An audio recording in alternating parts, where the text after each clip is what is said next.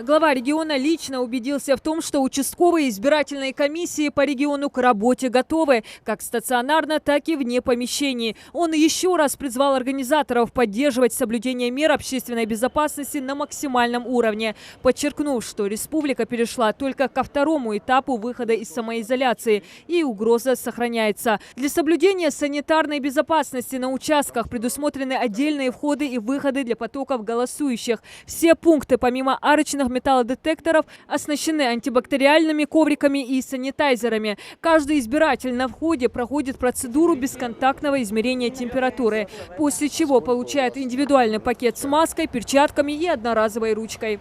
Вписываетесь, получаете бюллетень И направляемся голосовать. да. А сколько у вас на дому? На сегодняшний день мы получили 3 заявления. 3 заявления. 3 заявления, да, для голосования. Есть урны, Да, есть, конечно. Есть Показывай. переносные специально. Вот. все, У нас есть. Очень осторожно.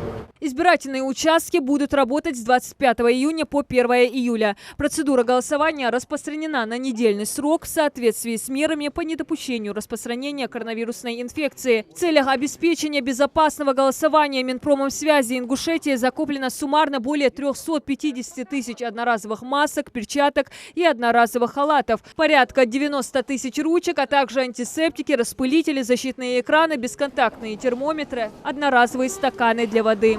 А вода? Бутылки, ящиков 10 поставьте, обеспечить для голосующих. Значит, на всех участках проверили что-то. Маршрут голосующих граждан определяется разметкой и указателями движения. Члены участковых избирательных комиссий следят за тем, чтобы граждане соблюдали дистанцию 2 метра. Надо отметить, что все работники также обеспечены средствами защиты, одноразовыми халатами, экранами, масками и перчатками. Достаточно здесь у вас средств? Да. Запасом есть? Да. Добрыми словами провожаете. Доброту, вежливость. Передайте вот эту атмосферу свою. А так хорошо.